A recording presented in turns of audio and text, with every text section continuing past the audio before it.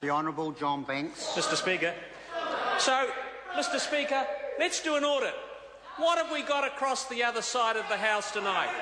This is Her Majesty's loyal opposition. We've got a Labor leader that no one wants. We've got in Christchurch, they're getting a Clayton's hat that wasn't wanted in Waimak. And the people of Mangere have a member they don't know. And then there's Raymond Hu. Raymond Hu that no one knows, because who is Raymond Hu. And that's the opposition to these bills in the Parliament tonight, Mr. Chairman. Point of order.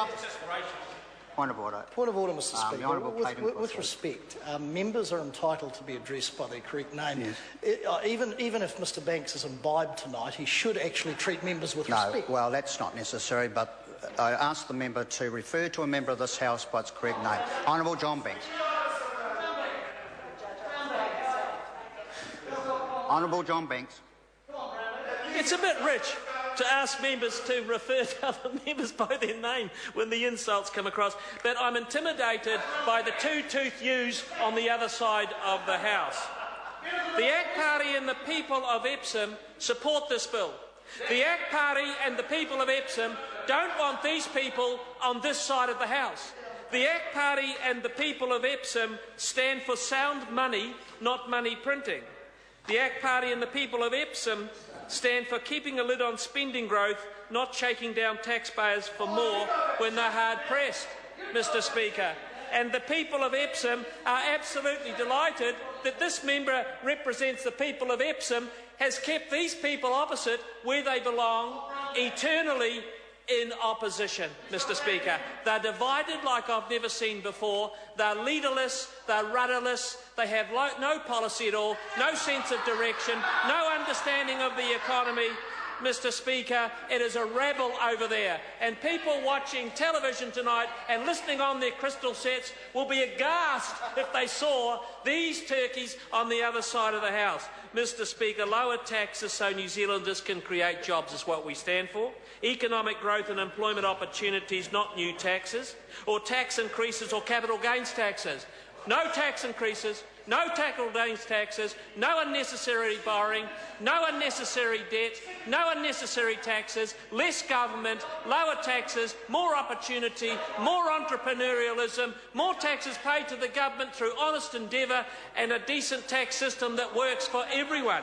If we want world-class infrastructure in Auckland, we need to put the avgas into the Auckland economy, and this government is putting the avgas into the Auckland economy. I am glad that the project I've been campaigning for since 2001, the inner-city rail loop, is going to get away in 2020 when I think the timing is about right. And of course we need to have a look at the structure of the debt. Of course the Auckland Council is borrowing $1 billion a year at a frightening rate, and of course the Auckland Council will have to sell assets to help fund their share of this rail loop.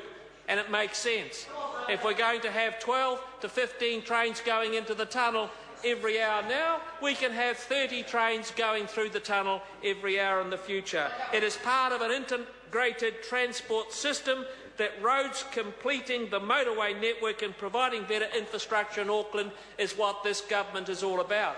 But this government still needs to tighten the bill. These parliamentary opposition members of Parliament, when on this side of the House, ran debt to 36% of GDP, Mr. Speaker. 36% of GDP, one of the highest in the OECD.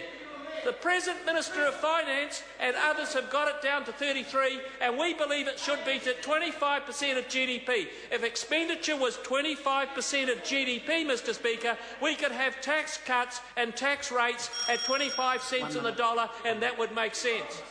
So this government on this side of the House is taking this economy out through the global recession with a lot of responsibility. And the people listening tonight will be very, very pleased that these goosters on the other side of the House are not on this side of the House. Because what they'll be doing is they'll be supporting the Green Party and the printing... Oh, no. That's right. They're just going to borrow more money, Mr Speaker. They're not going to print any more money. As of last week, Dr Graham has told us he's not going to print any more money. He said it's a silly idea. The people say it's a silly idea.